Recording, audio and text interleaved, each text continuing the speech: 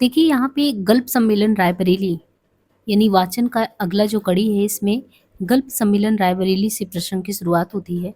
इसके प्रीवियस के एपिसोड में आपने ये देखा कि किस तरीके से जो है इनके बड़े भाई जो होते हैं, जेठ जो होते हैं, शिवरानी देवी को डांटते हैं और फिर प्रेमचंद जी को अच्छा नहीं लगता। तो सुनने के बाद जब उनसे ये नहीं रहा जाता कि जब हम किसी की औरतों को नहीं डांटते तो वो उनका क्या अधिकार है। लेकिन आप देखते हैं कि बिगड़ते जो घर के हालात हैं, तो इसको एक तरीके से जोड़ के एकता के सूत्र में बांधे रखने का काम शिवरानी जी कहती हैं और कहती हैं कि ठीक है, वो बड़प्पन नहीं दिखाते तो कोई बात नहीं, उन्हें ही बड़ा बने रहने दीजिए। सन 24 की बात है, शायद वही फरवरी का महीना था। हम लोग लखनऊ से मतलब बता रहे हैं कि लखनऊ से थे और रायबरेली के स्कूल में गल्प सम्मेलन हो रहा था। लड़कों ने आपको सभापति चुना। आप वहाँ 1 दिन का वादा करके गए, लेकिन 1 दिन के बजाय वहाँ 4 दिन आपको लग गए। चौथे रोज़ जब आप वहाँ लौटे तो मैं बिगड़ी। आप जहाँ जाते वहीं देर कर देते। आप कभी यहाँ भी नहीं सोचते कि देरी का घरवालों के ऊपर क्या असर पड़ेगा? आप तो वहाँ मौज करते हैं, मैं यहाँ परेशान कि आखिर बात क्या है कि आए ही नहीं। आप बोली, तुम मुझ पर अन्याय करती होगी, मैं कभी सोचता नहीं, मैं खुद परेशान था यह सोचकर कि तुम परेशान होगी, मगर मैं मजबूर था। जाता तो मैं एक काम से हूँ, मगर मेरे लिए वहाँ 4 काम होते हैं और वो लोग पहले ही तैयार होते हैं। जब जब मैं गया हूँ तो उन लोगों के सामने यह भी तो नहीं कहते बनता कि मैं किसी तरह रुकूंगा नहीं, भाग ही जाऊंगा। और शायद मेरी जगह पर तुम होती तो शायद मेरी तरह तुम भी मजबूर हो जाती। मैं खुद ही घर से निकलना नहीं चाहता, मगर क्या करूँ, कर्तव्य के आगे सर झुकाना ही पड़ता। मैं तो कभी कभी खुद सोचता हूँ कि घर में ही बैठा रहूँ तो सबसे अच्छा रहूँ। मेरी इच्छा भी होती है कि मैं यहीं बैठा रहूँ, मगर क्या करूँ, रहने भी तो नहीं मिलता। उस पर कहती हूँ कि मैं बाहर मौज करता हूँ। मेरी इच्छा तो ये होती है कि कलम दवात हो और कागज, और तुम और हम। मैं तो कहता हूँ कि 10-20 वर्ष के लिए इसी कमरे में कोई बंद कर दे तो मैं बाहर जाने का काम भी ना लूँ। मैं बोली कि स्त्रियों की तरह घर में रहना होगा तो मालूम होगा। अभी तो जहाँ होता है घूमते बनते हो। अच्छा, तुम ही बताओ, जब तक मुझे कोई बाहर का काम नहीं होता, मैं इसी शहर में कहीं बाहर जाता हूँ। और जिसको तुम मौज समझती हो, मैं जल्दी से जल्दी भगाने की कोशिश हमेशा ही करता रहता हूँ। जैसे कोई कैदी कैद से छूटते ही घर की तरफ भागता है, उसी तरह मैं भी भागता हूँ। मैं अपने दोस्तों में घर घुस मशहूर हूँ। मैं बोली, यह सब तो तुम्हारी कहने की बातें हैं। जब आप कानपुर में थे तब आप 10 के पहले कभी घर नहीं आते थे। आप बोले, जब मैं 10 के पहले कभी घर नहीं आता था तब तुम ही कौन बैठी मेरी इंतजार करती थी। ज्यादातर तो तुम अपने घर रहती थी। कानपुर भी कानपुर में भी रहती थी तो शायद मेरी ज्यादा चिंता ही करती। तुम थोड़ी भी मेरी चिंता करती तो शायद मैं घर से बाहर निकलने की कसम खा लेता। तुम्हारी इस हालात पर भी मुझे महीने में 24 दिन दौरा करना होता। उसमें मुश्किल से मैं 15 दिन दौरा, और 15 दिन से कानपुर के आसपास ही दौरा करता। दूर के गांव में जाते जैसे मेरी नानी मरती। उस पर भी तुम्हारी यह शिकायत। मैं बोली, जब मैं तुम्हारी परवाह ही नहीं करती थी तब आप पूरा दौरा क्यों नहीं करते थे। तब आप हंसकर बोली, तुम बेवकूफ़ थी, मेरी परवाह नहीं करती थी। मैं तो समझदार था, इसलिए तुम्हारी परवाह भी करता था और चाहता भी था। तुम तो हमेशा की ही पागल हो। मैं बोली, मैं पागल हूँ या बेवकूफ़, इन सब बातों को जाने दो। अच्छा, तुमने मुझे 2 दिन क्यों परेशान किया। तब बोले, पागल राम सुनो, मुझे कई जगह पे लोग जो है पकड़ ले गए। जब कहीं पहुंच जाता हूँ तो सबको ज़रूरत निकल आती। मैं खुद पछताता था और परेशान था कि तुम परेशान होती होगी। अच्छा, इससे तो फिर ये कहीं अच्छा होगा तुम मेरे साथ साथ चला करो। जब तुम चलोगी तुमको भी शांति मिलेगी और शायद इससे ज़्यादा मैं खुश भी हूँ। आज उन्हीं बातों को सोचती हूँ और बैठे बैठे अफसोस करती हूँ, सब बातें तो भूल गई और बीत भी गई। हाँ, एक बात मुझे याद है कि मैं पागल हूँ और शायद मरते दम तक भी याद रहे कि मैं पागल हूँ। मरते दम तक भी याद रहेगा कि मैं उनको तो कैद खाने में भी कलम दवात कागज की और मेरी ज़रूरत थी, मगर मैं तो पागल खाने के नशे में ऐसी पागल हूँ कि सब कुछ खोकर भी ज्यों की त्यों बैठी हूँ। मोटेराम शास्त्री का प्रसंग है कि सन 1900 लगभग वही 26 की घटना है। आप माधुरी का संपादन कर रहे थे और आप थे पंडित कृष्ण बिहारी मिश्र। तो आपने मोटेराम शास्त्री नाम की एक कहानी लिखी। किसने? तो यहाँ पे देखिए उस समय की घटना बता रहे हैं कि आप माधुरी का संपादन करते थे और पंडित कृष्ण बिहारी मिश्र जो थे, मोटेराम शास्त्री नाम की एक कहानी लिखा। उन्होंने उस कहानी पर एक शास्त्री महाशय ने जो है दोनों पर केस दायर कर दिया। दोनों ने 500-500 की जमानत दाखिल की। आप लोगों के साथ माधुरी के जो मालिक थे विष्णु नारायण, वो भी थे।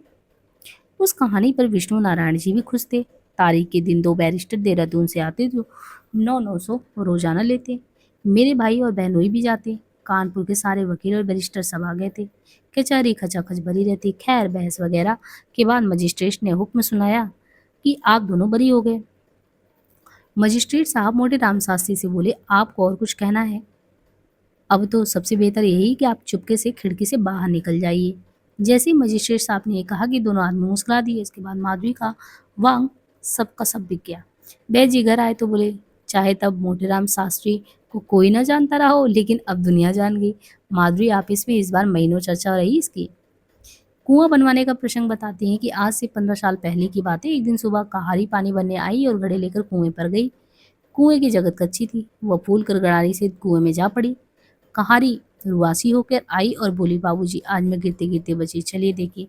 कुएं में सब गिर गया। मैं तो बच गई, नहीं तो मैं भी अंदर जाती। आप ऊपर की बातें सुनकर भीतर आने के बजाय भट्टे पर जाकर 4000 ईंटों के लिए ऑर्डर दे आए।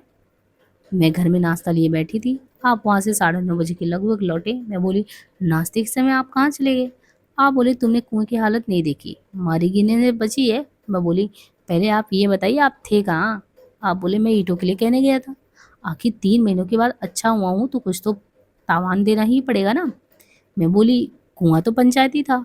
आप बोले, सबको ना दिखाई पड़े तो मैं भी अंधा हो जाऊं, और कहीं आज तुम्हारी महरी कुएं में गिरी होती तो सबसे पहले तुम ही रोती। मैं तुमसे ये पूछता कि सब औरतें तो हैं ही, तुम ही क्यों रो रही हो?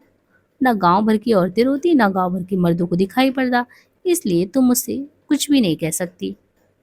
मैं बोली, खाली ईंटों से क्या कुआं बन जाएगा? उसमें 300-350 रुपए पड़ेंगे, कम से कम 100 रुपए का पत्थर लगेगा। आप बोले, नहीं नहीं। मैं बोली, मैं हिसाब जोड़कर बताऊंगी तो पता चलेगा। जब दरवाजे पर ईंट आ जाएगी ना तो उसे पूरा करना मेरा काम हो जाएगा। मैं तो यही चाहता था कि किसी तरह ये पूरा हो। 2-3 रोज के बाद माधुरी ऑफिस से बुलावा आया। आप वहाँ संपादन करने चले गए। उसे मैंने बनवाया। बनवाई में कुल बताती हैं कि 375 लगे। जब वे आए तो उनके सामने हिसाब रखने पर वे बोले, खैर ये काम तो हो गया, मैंने अगर ईंटें ना रखी होती तो ये काम नहीं होता। मैं बोली, आपकी ये आदत है, एक न एक बला मेरे सिर रख के चल देते हो। तो आप बड़े जोर से हंसकर बोले, मुझे विश्वास रहता है कि मैं जिस काम में हाथ लगा दूंगा उसे चाहे मैं पूरा करूं या नहीं, तुम तो पूरा कर ही दोगी। हाँ, तुम बहादुर आदमी हो। मैं ऐसी बेवकूफ़ नहीं हूँ कि तुम्हारे ऊपर बोझ ना ला सकूं, पर मुझे तुम्हारे ऊपर दया आती है। वे नौकरानियों से कभी काम नहीं लेते थे। कोई बोझ उठाना हो तो वे खुद ही उठा लेते। अगर घर में नौकर ना हो तो नौकरानी ही तो हो, वे अपने हाथ से अपनी धोती साफ कर ले। उनको बाबू बनना बहुत बुरा लगता था। ऐसी हरकतें दूसरों को भी करते देखकर उन्हें क्रोध आता। बच्चों के आलसी होने के डर से वे ज्यादा नौकर नहीं रखते थे। उनके दिल में बड़े छोटों का लिहाज भी बहुत ज्यादा रहता था। बहनोई का प्रसंग छेड़ते हैं कि मेरे बहनोई ने दूसरी शादी कर ली। उनकी यद्यपि पहली बीवी से बच्चे थे, उन्होंने दूसरी शादी कर ली और सारी संपत्ति उसके नाम कर दी, दूसरी वाली की। कोई 3 लाख की संपत्ति उनके पास थी। इसी पर हम दोनों में विवाद हो गया। उन्होंने अच्छा नहीं किया, आप बोली। तब क्या करते? और बच्चों को भी देते। बच्चों के हाथ पैर हो गए, कमाते हैं ना। अगर कुछ ना होता तो वे क्या करते? तब तो बीवी बच्चों की ही जिम्मे पड़ती। होने पर यह कोई नहीं समझता, जब ना होता तो देखा जाता। फिर कौन यही निश्चित है कि उनकी बीवी की परवरिश वे ही कर देते। तभी आपने बेटों वाली विधवा नाम की कहानी, इनका बेटों वाली विधवा नाम से कहानी भी है, तभी आपने बेटों वाली विधवा नाम की कहानी लिखी। मैं आए दिन इसी तरह के केस देखा करता हूँ। आप कैसे सबके दिन की बातें समझ लेते हैं। तुम तो खुद लेखिका हो, समझो। बहुत कम ऐसे लड़के होते हैं जो अपने पिता के बराबर अपनी बहनों और माँ को प्रेम करते हैं। आप तो विमाता के ही लड़के थे। विमाता में माता का कोई भी प्यार नहीं था, और आप तो माता ही समझते रहे उनको। क्या इसी तरह हमारे लड़के भी हैं? तुम देखती ही हो कि वे लोग कभी कभी बेधड़क तुम्हारी आज्ञा टाल देते हैं। इससे ज़्यादा बुरा मुझे कुछ नहीं लगता। इसलिए मैं हमेशा चाहता हूँ कि बच्चों को कुछ करने के लिए कभी ना कहा जाए। इसी तरह सोच लो, उन्होंने धुरंदेशी की होगी। वह वकील है, समझदार है, संपत्ति भी है। फिर जिसे जीवन काल में सबसे ज्यादा प्यार करते हैं उसे मरने के बाद किसके सहारे छोड़े? कोई भी शरीफ आदमी, यानी जो शरीफ आदमी होता है, यही करता है। मरने में अपना बस तो होता नहीं, नहीं तो कोई जीवन संगनी छोड़कर जाना चाह सकता है? बहुत से तो आदर की कौन कहे, वो कहते हैं कि बहुत से आदर की कौन कहे, और डराते से स्वागत स्वागत करते हैं, यानी डंडे से तो स्वागत करते ही हैं। कहते हैं कि बहुत से तो आदर कौन करे कहे, डंडे से तो स्वागत करते ही ना। वे पशु हैं और गृहस्थ जीवन का कोई भी रस उन्हें नहीं मिला। नहीं तो ऐसा कौन चाहेगा? फिर दूसरों पर अपनी ज़िम्मेदारी कैसी? लेखक या तो देखो, हुआ लिखता है, या जो लिख रहा है उसे कभी अवश्य देखेगा नहीं। जो लेखक होता है या तो कभी लिखता है तो देखा हुआ लिखता है, या जो लिख रहा है उसे कभी अवश्य देखेगा। उन्होंने जो कुछ किया अच्छा किया, मैं उनकी तारीफ़ करता हूँ, हर पुरुष को ऐसा करना ही चाहिए। मैंने कहा, स्त्री कौन बड़ी चतुर है, तभी तो इन्हीं के जिम्मे वो रहेगी। उन लोगों के भाव और बुरे हो गए। तुम तो बच्चों की सी बात करती हो। जब उन्होंने ऐसा किया है तो जज भी नियुक्त कर ही लेंगे। जज हर वक्त कहाँ रहेगा? घर में तो बच्चे ही रहेंगे। जज अपने इशारे ही से सब कुछ कर सकता है, वह पुलिस भी दे सकता है। वह मुझसे कहती भी थी कि मैंने अपने घर के लिए एक जज भी नियुक्त किया है। उसकी बीवी को कुछ भी बोलना ना पड़ेगा, जज सब इंतजाम कर देगा। हाँ, तो शादी करके उन्होंने क्या लाभ उठाया? उनकी खुशी इंसान अपनी तपस्या का फल भोगना चाहता है, या कि बच्चों के लिए सब कुछ करो? उन्हें पढ़ा देने का अपना धर्म है। वे तो दूसरों का प्रबंध कर सकते हैं। बच्चों के पास रहता तो दूसरों का हो ही जाता है। उनके मरने से उनकी बीवी ही विधवा होंगी, ना कि बच्चे। वे तो मरने के बाद खुश होंगे। अगर मेरा वश होता तो उनकी सारी संपत्ति उनके छोटे बच्चे और उनकी बीवी को कर देते। यदि संपत्ति ना होती तो छोटे बच्चे तथा बीवी किसके जिम्मे आती? जिनके पास कुछ नहीं होता उन्हें दुर्दशा भी तो भोगनी पड़ती है। आंखें खोल कर देखो, कर्जा तो लड़कों को ही देना पड़ता है ना। जिसके पास भला संपत्ति होगा उसके पास कर्जा कैसे होगा? कर्जा ना हो तब तो ठीक है। मेरी बात तुम मानो, मैं बिल्कुल सच कहता हूँ।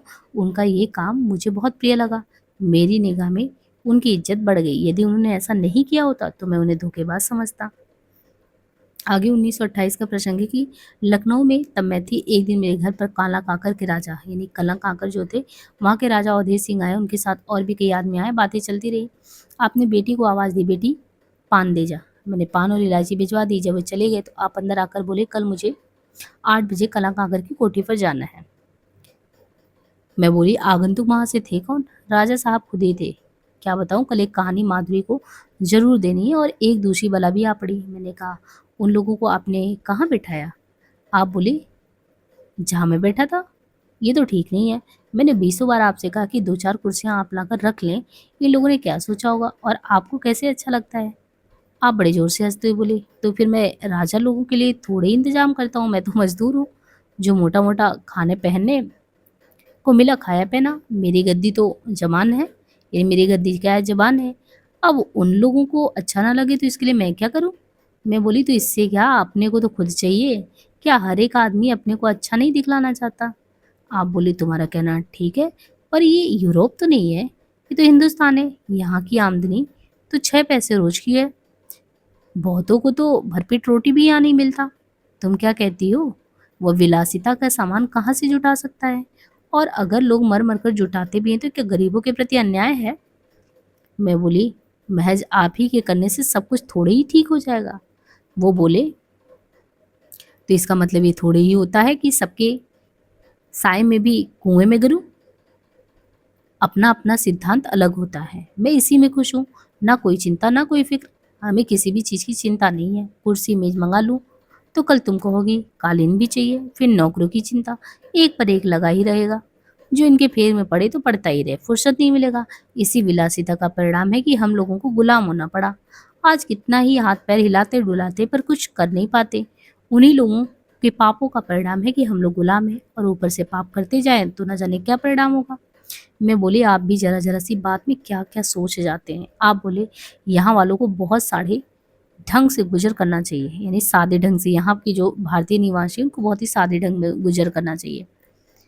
हम लोगों को अपने से छोटों को देखना चाहिए। उनको देखो और उनसे मिलने की कोशिश करो, यही हम लोगों को चाहिए।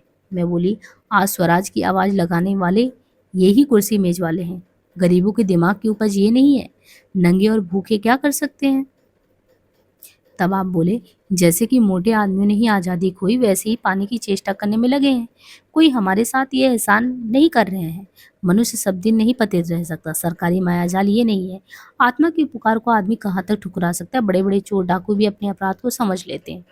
मैं बोली, ये सब भाग की बात है। भगवान भी इनके साथ नहीं रहम करते। आप बहुत हाय हाय करे तो इसे क्या?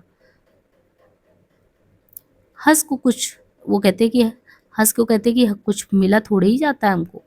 मैं ही क्यों रहम उनके साथ कर सकता हूँ? उनका भला तो उसी समय होगा जब उनमें शक्ति होगी। मैं बोली तब भगवान को चाहिए कि उन गरीबों में ताकत भरे। आप बोले भगवान मन का भूत है जो इंसान को कमज़ोर कर देता है। स्वावलंबी मनुष्य ही को दुनिया अंधविश्वास में पड़ने से तो रही सही, अकल भी मारी जाती है। मैं बोली गांधी जी तो दिन-रात ईश्वर, ईश्वर चिल्लाते रहते। आप बोले वह एक प्रतीक भर है। वह देख रहे हैं कि जनता अभी बहुत सचेत नहीं है और फिर जो जनता सदियों से भगवान पर विश्वास किए चली आ रही है वो एकाएक अपना विचार बदल सकती है। अगर एकाएक जनता को कोई भगवान से अलग करना चाहे तो संभव ही नहीं। इसी से वह शायद भगवान का ही सहारा ले।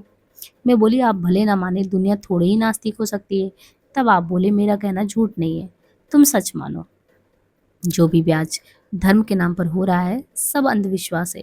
ये सब मूर्खों के बहकाने का तरीका है। तुम खुद सोच सकती हो ये सब स्त्रियों पर माया जाल है। इसी का नाम अंधविश्वास है। मैं बोली क्या स्त्रियों के हिस्से में मूर्खता ही आती है? आप बोले इसमें नाराज होने की तो कोई बात नहीं। और मैं थोड़ी ही कहता हूँ कि स्त्रियां जन्म से ही मूर्ख है। पुरुष जाति ने उन्हें मूर्खता का पाठ पढ़ाया है।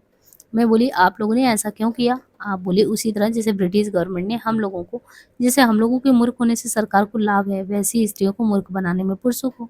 मैं बोली सरकार को तो खैर बहुत से लाभ है पर आप लोगों को इससे क्या लाभ हुआ? स्त्री पुरुष तो एक दूसरे के अंग है। आधा अंग काट दिया जाए तो क्या आधा अंग खुश रह सकता है? तो इस पर आप लोग समझदारी का दम भरते हैं। आप हंसते हुए बोली ये पुरानी बातें जो सरकारें आई उन्होंने यहाँ की पब्लिक को बेवकूफ़ बनाना चाहे। पुरुष वर्ग से भी कमजोर स्त्रियां थी। पुरुष तो अपने को संभाल ले गए पर स्त्री अपने को संभाल नहीं सकी। तुम देखती ही हो कि मंदिर और मस्जिद के झगड़े में गवर्नमेंट कितनी दिलचस्पी लेती है। उसी तरह यहाँ के पुरुष भी दिलचस्पी लेते होंगे। मैं बोली तब आप स्त्रियों को कैसे मूर्ख बनाते हैं? पुरुष वर्ग स्वयं मूर्ख है जो स्त्रियों को मूर्ख बनाने चला है। ये तो उसी तरह हुआ कि दूसरों के अपशगुन के लिए अपनी आंखें खुद फोड़ लो। समझदारी इसे नहीं कहते। आप बोले स्त्रियां क्यों नहीं युग के अनुसार हो जाती? मैं बोली होंगी पर वे आप होने दो तब न होंगी। आपको अपने पाप का प्रायश्चित स्वयं ही करना चाहिए। तब आप बोले स्त्रियों को अपनी उन्नति खुद करना चाहिए। यानी यहाँ पे प्रेमचंद जी ने ये मूल मंत्र दिया कि जो स्त्रियां हैं उनको अपनी उन्नति स्वयं करनी चाहिए। मैं बोली आप लोगों ने उनकी शक्ति नष्ट कर दी है, इसी वजह से उन्हें ज़्यादा मान अपमान महसूस भी नहीं होता। आप बोले ऐसी बात नहीं है, ये बात तो नहीं है। मैं बोली है क्यों नहीं? ये सब बातें करते हुए उनके चेहरे पर चिंता के बहुत गंभीर भाव आ जाते। मैं रह रहकर देखती जाती पर विवाद जारी रहता। मैंने 50 का फर्नीचर मंगाया, उसे कमरा सजा दिया पर वे हमेशा ज़मीन ही पर बैठते। ज़मीन पर एक डेस्क रख लेते और एक डेस्क के बच्चे के लिए होते। उसी बच्चे को रोज़ सुबह आप पढ़ाते। हाँ, उस कमरे में कोई आ जाता तो उसे ले जाते। रोज़ाना उनकी सफाई स्वयं वे खुद ही करते। मैं अपने दिल में सोचती मैंने नाहक फर्नीचर मंगवा कर और उनकी बला बढ़ा दी। झाड़ना पोंछना उनका वक़्त ख़राब करने लगा। एक दिन उनके पास जाकर मैं बोली, "आप मत साफ़ किया कीजिए, मैं स्वयं इसकी सफाई करूँगी।" आप बोले, "नहीं, मैं स्वयं साफ़ कर लिया करूँगा, तुम्हारी मदद की ज़रूरत नहीं।" मैं बोली, "मैं आपकी क्या मदद करूँगी?" जब मैंने उनसे झाड़ू छीन लिया तो आप प्यार से बोली, "तुम यह सब काम मत किया करो, कोई आदमी आ जाएगा तो क्या सोचेगा?" अपने दिल में सोचेगा, "अच्छे रईस हैं, बीवी सफाई करती है, आप खड़े देख रहे हैं।" मैं बोली, "तो इसमें क्या गुनाह है? आजकल की तहज़ीब के खिलाफ़ है ये।" अच्छा, आपकी बात भी मुझे भद्दी लगती है। आप बोले, अपना काम करने में कुछ बुराई तो नहीं है। उस दिन से मैं खुद उसे साफ करने लगी और उनसे कह देती, नौकर ने साफ किया। इसी तरह जूते में पॉलिश करने से भी उन्होंने मना किया था। ये सब बातें ज़रूर मामूली हैं पर सोचिए कितना उनके अंदर विवेक था। मेरे दिल में बार-बार आता कि वे किसी संत से भी कम नहीं थी मेरे लिए। ये बात बड़े गर्व की बात है कि वे मेरे थे और मैं उनकी हूँ। तो जो हम लोग दर्शन देखते हैं ना प्रेमचंद जी में, वो बहुत गहरा दर्शन उनका खुद का अपने पारिवारिक प्रेम में जो इनका दाम्पत्य प्रेम था उसमें भी दिखता था। और सोचिए दाम्पत्य प्रेम में इतना गहरा जो कह सकते हैं कि आत्मीयता जो लगाव था इनका एक दूसरे को समझने का। तो वही चीज़ तो कहानियों का एक है कि अगर खुद व्यक्ति तो ऐसा है तभी तो अपनी लेखनी उस अनुरूप चला रहा है। लखनऊ महात्मा जी के दर्शन के बारे में बताती हैं। प्रसंग की सन वही 1900 लगभग 28 की बात होगी। हिंदुस्तान एकेडमी की मीटिंग थी और प्रयाग में ही वर्किंग कमेटी की भी मीटिंग थी। महात्मा गांधी भी उन दिनों प्रयाग में आने वाले थे। आपको महात्मा गांधी से मिलने की बहुत दिनों से ख्वाहिश थी। ये बात सुंदरलाल जी को मालूम है कि आपको महात्मा गांधी से मिलने की इच्छा है। उनका पत्र आया, आप एकेडमी की मीटिंग से 2 दिन पहले आ जाइए, गांधी से मुलाकात कर लीजिए। आप मुझसे बोले आज तो मैं जाऊंगा। मैं बोली आप तो कहते थे कि चौथे दिन जाना है, फिर आज क्यों जा रहे हैं? आप बोले मैं 2 दिन पहले जा रहा हूँ, महात्मा जी से मिलना चाहता हूँ। मैं बोली तब तक क्या महात्मा जी चले जाएँगे? एकेडमी की मीटिंग के लिए तो ही जाना है ना? आप बोले मुमकिन है तब तक महात्मा जी चले जाएँ, ज़्यादा दिन कहीं वो ठहरते भी तो नहीं। अच्छा तो जाइए आप। लोगों को ये सुनकर आश्चर्य होता है कि मैं अभी तक महात्मा जी से नहीं मिला। वे 2 दिन पहले भी गए और एकेडमी की मीटिंग के 2 दिन बाद लौटे, मगर फिर भी महात्मा के दर्शन नहीं हो पाए। जब घर आए मैंने कहा 2 दिन पहले तो गए और 2 दिन के बाद आए, तब भी आपको नहीं दर्शन हुए। आप बोले उन बेचारों को फुर्सत कहाँ, सैकड़ों आदमी तो उनसे मिलने वाले ठहरे। उनकी 1 मिनट की भी फुर्सत नहीं, सैकड़ों तो उनको रोज़ाना चिट्ठियाँ देखनी पड़ती है। मैं बोली, आखिर और लोग उनसे कैसे मिलते हैं कि आज ही उनको काम फट पड़ा है? ये काम तो उनके हमेशा का है। आप बोले, तो वह लोग हाथ धोकर दर्शन के पीछे ही पड़ जाते हैं। मैं केवल दर्शन ही तो करना चाहता नहीं था। मैं तो 10-5 मिनट उनसे समय लेता और जो कुछ वह लिखते पढ़ते वो तो मैं कहीं न कहीं पढ़ ही लेता हूँ। मैं सुनता हूँ कि महात्मा जी जैसे और सब बातों में निपुण है, उसी तरह वह बात करने से भी बहुत कुशल हैं। इसी आशा को पूरा करने के लिए तो मैं गया था। मैं बोली अफ़सोस, 4 दिन का समय भी गया और वह आनंद भी नहीं मिल पाया। आप बोले हाँ, इसको तो मैं अपनी बदकिस्मती कहता हूँ। फिर उस समय के बाद सन 35 में हिंदी परिषद की मीटिंग वर्धा में हुई थी। उस समय कहते कि जब वर्धा में मीटिंग हुई थी 35 में, तो आप हंस के विषय में बातचीत करने के लिए वर्धा गए थे और वर्धा परिषद वहाँ पे जो हंस को देना भी था और उनके साथ ही साथ हिंदी और हिंदुस्तान एकेडमी के विषय में भी सलाह मशविरा करना ही था। उसमें महात्मा जी ने स्वयं बुलाया था। तब आप गए और 4 दिन तक वर्धा में स्वयं रहे। जब वहाँ से आए तब महात्मा के विषय में कहने लगे जितना मैं महात्मा को समझता था उससे वो कहीं ज़्यादा मुझे मिले। महात्मा जी से मिलने के बाद कोई ऐसा नहीं होगा जो बगैर उनके हुए लौट जाए। या तो वह सबके हैं, वह अपनी ओर सबको खींच लेते हैं।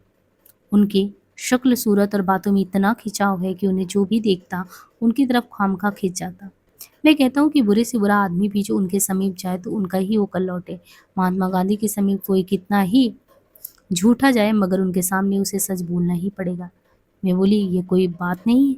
महात्मा गांधी जिन्ना को क्यों नहीं ठीक कर लेते? जिन्ना का ठीक करना आसान काम नहीं है। कोई समय आएगा जब जिन्ना ठीक हो जाएंगे क्योंकि महात्मा गांधी एक पहलू के आदमी नहीं है। मैं बोली तो क्या आप भी महात्मा गांधी के तरफदार हो गए हैं? अरे तरफदार होने को तुम कहती हो, मैं उनका चेला हो गया हूँ। चेला तो उसी समय हुआ जब वो गोरखपुर में आए थे।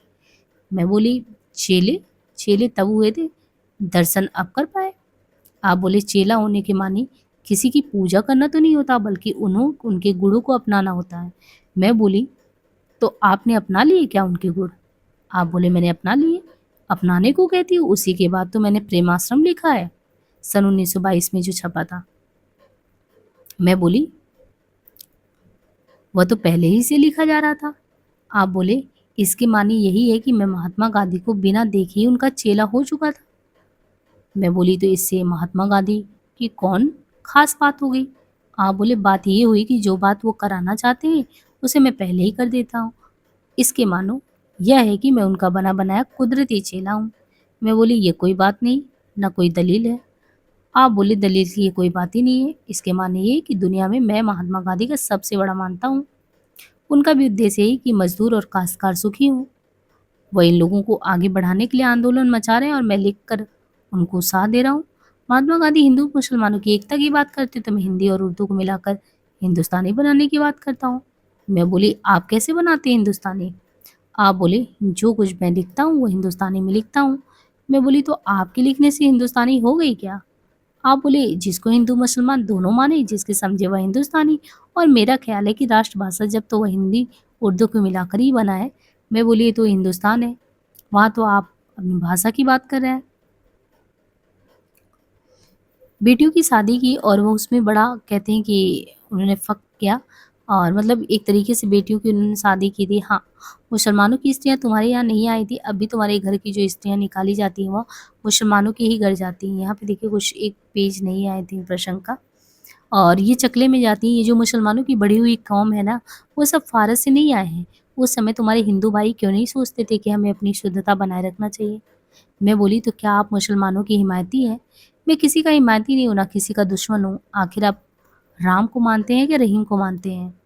तो मेरे लिए देखिए राम, रहीम, बुद्ध, ईसा सभी श्रद्धा के पात्र हैं और मैं इन सबों को महापुरुष समझता हूँ। मैं बोली आखिर आप हैं क्या, पहले यही बता दो। आप बोले मैं एक इंसान हूँ और जो इंसानियत रखता हूँ, इंसान का काम करता हूँ, मैं वही हूँ।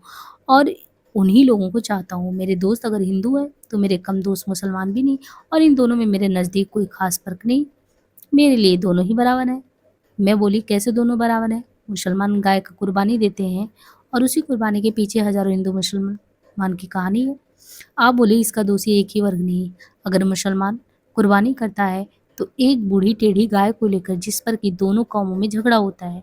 तो जब अंग्रेजों के यहाँ सैकड़ों गायें और बछड़े मारे जाते हैं, तब क्यों नहीं हिंदुओं के खून में गर्मी आती? ये कुर्बानी में गाय के लिए झगड़ा नहीं होता, ये दोनों के अंदर एक तरह के कुर्दने की बात है। उसी में पड़कर झगड़ा होता। कौन सा ऐसा देवी का मंदिर है जहाँ बकरों की कुर्बानी ना होती हो? क्या बकरा जीव नहीं है? फिर क्यों बकरे की कुर्बानी हो? बकरे का गोश्त आप भी शौक से खाते हैं। सबसे दया की मूर्ति हिंदू ही है, या आप कैसे कह सकती हैं? स्त्रियों पर सबसे ज्यादा अगर हिंदू जाति करने वाला कोई है तो हिंदू ही है। जरा सी भूल हुई, उसको घर से बाहर निकाल दिया। हिंदू अपने पैर में आपको लाड़ी मारते हैं, उस पर कहीं सुनते हैं कि किसी हिंदू को मुसलमान बना लिया गया, तो बड़ा शोरगुल मचाते हैं। और जब औरत को घर से निकाल देते हैं, तब वे नहीं सोचते कि आखिर वो जाएगी कहाँ, आखिर वो मुसलमान ही होगी, तब उसको क्यों घर में नहीं रहने देते। और औरत से जो गलती हो जाती है, उसकी गुनाहगार अकेली उसी को मानते हैं। बल्कि मैं तो कहता हूँ कि पुरुष औरत से दूना गुनाहगार तो नहीं, ठियोड़ा तो जरूर है। मैं कहता हूँ कि फिर स्त्री को ही क्यों बाहर निकाला जाता है, पुरुष को क्यों नहीं निकाला जाता? उसका क्या कोई बहिष्कार नहीं होना चाहिए? उसमें सोलो आना स्त्री को ही क्यों गुनाहगार ठहराया जाता है? और पुरुष तो शुरू से ही स्त्रियों के साथ जाति करता आ रहा है। अपनी मर्जी के माफिक कायदा कानून भी पुरुष ने अपने लिए बना रखे हैं। बहु विवाह वृद्ध विवाह पुरुष ही करते हैं। तब आखिर इतनी स्त्रियां कहाँ जाएंगी? और समाज ने सारी जिम्मेदारी स्त्रियों के सर क्यों पटक दी? ऐसा मालूम होता है कि सारे बंधन स्त्रियों के लिए हैं, उसे पुरुषों का कोई बहस नहीं। सारे कायदा कानून अपने से ही उल्टे स्त्रियों के लिए बनाए गए हैं। अपने आप को उनके सिकंजों से बचा कर ही रखा। और तुम ही सोचो, स्त्री को घर से निकाल भी देंगे, फिर वो मुसलमान भी ना हो, तो शायद ये सोचते हैं कि वह दुनिया ही में ना रहे। भगवान जाने क्या चाहते हैं। मैं बोली, और वो कहते हैं कि और रणनियों शहर से निकाली जा रही हैं, मतलब जो रणनियाँ होती हैं वो शहर से निकाली जा रही हैं, उनके लिए आप क्या सोचते हैं? आप बोले, उनको भी समाज चाहता होगा कि यह शहर में ना रहे और एकांतवास करे। मैं तो धन्यवाद देता हूँ दयानंद जी को, जिन्होंने आर्य समाज का प्रचार कर स्त्रियों को और समाज का बड़ा उद्धार किया है। शारदा बिल, जिन्होंने स्त्री को शारदा बिल जो है, जो स्त्रियों के लिए पास कराया गया, उनको भी स्त्रियों को धन्यवाद देना चाहिए। मैं बोली, हम स्त्रियाँ इन महापुरुषों को धन्यवाद दें? आप बोले, अगर तुम लोग धन्यवाद ना दो तो इसके मानी है तुम लोग कृतज्ञ हो। स्त्री जाति को आगे बढ़ाने में महात्मा जी ने भी अपना का पक्ष लिया है। मैं कहता हूँ कि अगर हमारा समाज अब भी नहीं समझता और स्त्रियों के साथ इंसाफ का बर्ताव नहीं करता, तो बहुत मुमकिन है वह दिन जल्द ही आने वाला है जब हिंदुस्तान के घरों की लड़कियां अत्याचारों से घबरा कर अपनी इच्छा अनुसार शादी कर लिया करेंगी। मैं बोली, ये ठीक नहीं होगा। वह हमारे दुर्भाग्य के दिन होंगे जब हमारे घर की लड़कियां स्वयं अपनी शादी करें, क्योंकि उस उम्र में जबकि शादियां होती हैं, लड़के लड़के में इतनी समझ भी तो नहीं होती, वह अपने अच्छे बुरे का फैसला ले। और धोखे बुलावे के बहुत संकेत रहते हैं। ऐसी शादियां देखने में आकर्षक जरूर होती हैं, पर होती हैं वास्तव में भुलावा। आप बोले, चाहे मैं या तुम या दुनिया भर इसको रोकने की कोशिश करे, या रुक नहीं सकता। एक दिन आएगा कि कोई भी शक्ति इसको रोक नहीं सकेगी। हवा की रफ्तार यही हमको बतला रही है कि जितना ही हम सोचते हैं पश्चिमी सभ्यता से दूर है, उतनी ही तेजी के साथ वो हमारे सर के ऊपर आ रही है। मैं बोली, भगवान ना करे कि उस दिन को देखने के लिए मैं दुनिया में बैठी रहूं। आप बोले, इसकी कोई बात नहीं, पुरानी सभ्यता से तुम भी तो घबराती हो। मैं बोली, तो मैं इस तरह उसको थोड़ी ही टुकराना चाहती हूँ कि उसका नाम निशान ही मिट जाए। जहाँ खराबी हुई से सुधार चाहती हूँ। आप बोली, तुम सुधार चाहती हो तो तुम्हारी लड़की उसको मिटाना जरूर चाहेंगे। इसमें घबराने की कौन सी बात? जैसा समय होता है उसी तरह कायदे कानून वैसे ही बदलेंगे। सदी तो 20वीं है और आप चाहती हैं पहले वाला युग। नहीं, 20वीं सदी के अनुसार कायदे कानून भी बनेगा और बनने भी चाहिए, जिसमें एक तरफा डिग्री करने का किसी को भी ना हक रख जाए। मैं बोली, तो इसमें हम स्त्रियों को सुविधा तो होगी, इसलिए जिन जिन महानुभाव ने हमारे साथ उपकार किया और पश्चाताप भी, मतलब और आप भी हमारे साथ ही हैं, उन लोगों को तो हम स्त्रियां धन्यवाद देंगी ही, मगर मैं आपको भी धन्यवाद देती हूँ। आप बोले, भाई मैं तुम लोगों के साथ कोई उपकार तो करता नहीं, मैं तो सिर्फ मेरे बुजुर्गों जो अत्याचार किए गए उनका प्रायश्चित करता हूँ। मैं बोली, कौन जाने कितना पाप किया, कितने पुण्य किए, रोते तो हम दोनों ही हैं। आप बोले, रोएंगे तो दोनों साथ साथ, चाहे स्त्री हो या पुरुष, क्योंकि जो हम कर्म करते हैं उसको हम साथ साथ भुगतते भी तो हैं और हमेशा भुगतेंगे भी। मैं बोली, अब अफसोस करने की क्या बात है, अब तो अफसोस का समय भी नहीं। आप बोले, पहले स्त्रियों को पुरुषों ने दबाया, जब स्त्रियाँ कमज़ोर हो गई तब उन्हीं की संतान हम बच्चे भी गुलाम बने। अब गुलामी का तावान हम लोगों को देना पड़ रहा है। मैं बोली हम स्त्रियाँ अब भी पिस रही हैं। आप बोली वो तो पिसना ही पड़ेगा, इसका अफ़सोस छोड़ देना चाहिए। हमारा इस तरह का वाद-विवाद कोई नया पहलू नहीं था, ऐसा होता ही रहता था। आगे के प्रसंग में ये बेटी की शादी के बारे में बताते हैं कि वही 28 का दौर है। बेटी की शादी करने वाले थे, कोई लड़का लखनऊ में देखे थे मगर कोई भी पसंद आया नहीं। जिसका घर पर थोड़ा अच्छा होता उसका लड़का बदसूरत होता, अगर लड़का अच्छा होता तो घरसाली। एक बार मैं बोली, "आप लड़का देखने गए थे, पसंद आया? लड़का तो अच्छा है पर सांवला है। तो क्या चकले में थोड़ी बैठाना है? इसे क्या सूरत शक्ल तो होनी चाहिए।" जिन्होंने आपको वो लड़का बताया था, वे तो कहते थे कि बहुत अच्छा है। अच्छा, मैं ही कहाँ कहता हूँ कि वो कूड़ा है, मुझे बिल्कुल पसंद नहीं। तो आपको कौन लड़का पसंद आएगा? तुम ही बतलाओ, अगर तुम्हारी शादी किसी कुरूप से हुई होती तो तुम्हें पसंद आता? मैं बोली, जिससे मेरी शादी हुई वो तो मुझे पसंद है। और पहले भाता कि ना भाता, दैव जाने। अच्छा, दूसरा लड़का फतेहपुर देखा है, वहाँ से लौटने पर मैंने पूछा, देखा है? आप बोले, देख तो आया पर मुझे कोई पसंद नहीं आया। एक लड़का उन्नाव में देखा, उसका घर-बार तो अच्छा था, ज़हीन था, पढ़ने-लिखने में भी ठीक था। बात को मालूम हुआ कि लड़के की माँ ही नहीं है। आप बोले, मैं उस घर में शादी नहीं करूँगा। मैं बोली, पहले ये बताओ माँ-बाप से शादी करूँ या लड़के से? आप बोली, तुम नहीं जानती, जाते ही बेचारी को घर गृहस्थी देखनी पड़ेगी। हम बेटी को बुलाना चाहेंगे तो ये कहेंगे कि मेरा घर कौन देखे? कौन हमारे 2-4 लड़कियाँ हैं, मैं ऐसी शादी नहीं पसंद करता। दूसरा लड़का बनारस में था, उसे घर बुलाया। वह डीएवी में पढ़ाता था, लड़का खूबसूरत था, वह 2 दिन रहा, उसको देखकर उन्होंने महसूस किया कोई लड़का चंचल है। बोले और तो सब अच्छा है लेकिन ये चंचल मालूम होता है। बात को मालूम हुआ कि उस लड़के से अपने माँ-बाप से भी नहीं पटती है। मैं बोली, माँ-बाप मूर्ख होंगे, ना पटती होगी पर लड़का तो अच्छा है। आप बोले, तुम भी मूर्ख हो, जिस लड़की की माँ-बाप से नहीं पटती उससे बीवी से कैसे पटेगी? ये भी तो सोचो, जो लड़का अपने माँ-बाप को प्यार नहीं कर सकता वो किसी और को कैसे करेगा? मैं बोली, पटना और बात है, प्यार करना और। हाँ, मुमकिन है विचार ना मिलते हों। आप बोले, जहाँ प्यार होगा वहीं द्वेष होगा, वहाँ द्वेष आ ही नहीं सकता। मुझे ऐसी शादी नहीं करनी। मैं बोली, जिन लड़कों को छोड़ा है क्या वे कंवारे ही रहेंगे क्या? आप बोले, हमारी तबीयत नहीं है, औरों की तबीयत हो जाएगी, मैं ऐसी शादी करना पसंद नहीं करता। मैं बोली, तो बैठकर ढूँढिए साल 2 साल। आप बोले, अभी हमारी लड़की की उम्र क्या है? अभी तो 4-6 साल भी हम देख सकते हैं ना? जिस घर में हम लोग थे उसके एक हिस्से में एक डॉक्टर साहब रहते थे, उनसे और हमें घर की तरह का मेल था। देखने वाले यही समझते थे कि ये दोनों एक ही घर है। मेडिकल कॉलेज में नौकर थे। एक दिन मैं डॉक्टर से बोली, देखो कॉलेज में कोई लड़का है क्या? मेरे कहने के 10-5 दिन बाद एक ही लड़के को फ़ोटो पता लेकर आ गए और बोले, देखो अम्मा ये पसंद हो तो तजवीज़ कराऊँ, और उसके साथ-साथ बोले ये बीए के दूसरे साल में है। मैंने बाबूजी को फ़ोटो दिखाया और डॉक्टर से मैंने कहा, जाकर विस्तार में सब पता करना। पहले फ़ोटो को देखिए बाबूजी, बाद में मैं सब बताता हूँ। फ़ोटो देखकर बोले, लड़का तो अच्छा है। मुझसे बोले, तुम्हें कैसा लगा? मुझे तो पसंद है। शायद इसकी नाक में भी ऑपरेशन हुआ है। बेटी की भी नाक इसी तरह है, ठीक है ना? डॉक्टर से बोले, और तो सब बताओ भाई, 3000 रुपए सालाना की जायदाद भी उसके पास है। सबसे पहले ये बताओ लड़की की माँ है या नहीं? मैं बोली, माँ से शादी करनी है? भाई मैंने एक लड़के को तो छोड़ दिया, माँ के ही बिना। अब दूसरे को क्यों ना पूछूं? डॉक्टर बोला, माँ भी है, 2 बहनें, एक छोटा भाई है। वो पढ़ रहा है। दोनों बहनों की शादी हो चुकी है, एक प्रयाग से ब्याही है, दूसरी जबलपुर में। इनके पिता मरे तो ये कुल 9 साल के थे। इनकी उम्र अब इस समय 23 की है। पिता के मरने पर बहनोई ने आकर ज़िम्मेदारी की देखभाल करना शुरू कर दिया। ये दोनों भाई जबलपुर में पढ़ते हैं। मैंने आपके पूछने के पहले ही सब बातें जाँच कर ली। तब आप बोले, इस लड़के का स्वभाव कैसा और माँ का कैसा है? डॉक्टर, लड़का सील स्वभाव का बहुत अच्छा है, पढ़ने में भी ज़हीन है। माँ का भी स्वभाव अच्छा है। मैंने तो यहाँ तक उनसे कह दिया है कि उस बच्ची को मैं अपनी बहन समझता हूँ, और मैं तो यहाँ तक कह चुका हूँ कि अगर किसी बात की शिकायत हुई तो मुँह तक ना दिखा सकूँगा। तब आप बोले, हाँ भाई, बहुत दूर है। सब जाँच-पड़ताल कर लेना चाहिए। बात को कोई खराबी हो तो बेचारी जीवन भर रोती रहे, और रोना क्या, उसकी तो ज़िंदगी चौपट हो जाएगी और हम भी जब तक जीते रहेंगे, रोते रहेंगे। ये सब बातें सोच लो। डॉक्टर, मैंने तो सब जाँच कर ली, अब आप भी पत्र लिख कर सब पूछ-पाछ लीजिए। कौन अभी शादी हुई जा रही है? आप बोले, भाई शादी-ब्याह के बारे में तो मेरी तबीयत आजकल बहुत डरती है और बहुत मुश्किल हो भी गया। आजकल के कॉलेज के लौंडे अपने माता-पिता को तो कुछ समझते ही नहीं हैं, भला दूसरों को कौन पूछे?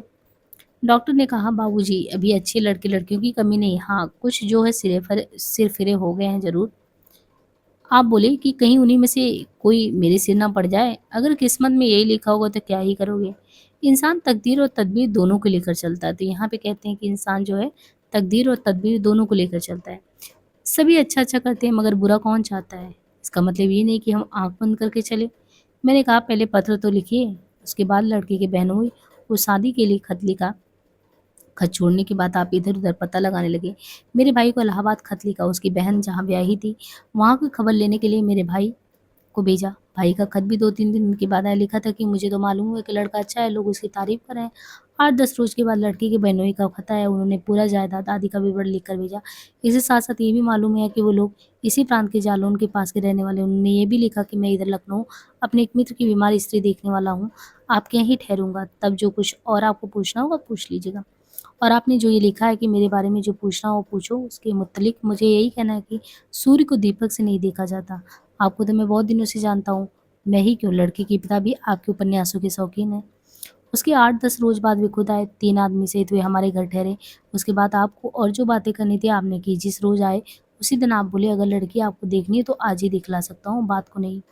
वे बोले आपको मैंने देखा है, लड़की दूसरे रंग की थोड़ी ही होगी। हाँ, लड़की की माँ के लिए फ़ोटो की ज़रूरत होगी। मैं बोली माँ तो आकर देख सकती है। वे 8-10 रोज़ तक तीनों आदमी मेरे यहाँ रहे। फिर 3 तरह के फ़ोटो खिंचवाकर उन्हें दिए गए। एक में मैं, बेटी और बन्नू, एक में बेटी डॉक्टर की लड़की को लिए खड़ी, एक में अकेले बेटे का फ़ोटो। उनको 3 तरह के फ़ोटो दिए गए और तीनों आदमियों को विदाई देकर रुखसत किया गया। उनके जाने के 8-10 रोज़ बाद फिर उनका खत आया, जिसमें उन्होंने लिखा कि लड़का अपने घर का मालिक है, इसलिए लड़की की बहन और वह खुद लड़की देखने जाएंगे। ये पत्र पढ़कर आपको बहुत क्रोध आया। घर आकर मुझसे बोले मुझे ऐसा मालूम होता है कि ये लड़का भी सिर फिरा है। क्या बाप ना होता, कोई बुजुर्ग नहीं रहता? जब उसका बड़ा बहनोई देख गया है तो फिर क्या? उसे विश्वास करना चाहिए। बहनोई भी कोई गंवार नहीं है, अच्छा समझदार आदमी है। अगर ऐसा ही है तो मैं खुद उसके साथ शादी नहीं करूंगा। मैं जाकर पत्र लिख देता हूँ, मुझे ऐसी शादी नहीं चाहिए। मैं मालिक की शादी नहीं चाहता, बल्कि लड़की के साथ शादी करना चाहता हूँ जो मेरे सामने आए, लड़का होकर आए। आपको जो मैंने फ़ोटो दी है उसे भेज दीजिए और हाँ, अब मुझे ब्याह के बारे में कुछ भी नहीं लिखिएगा।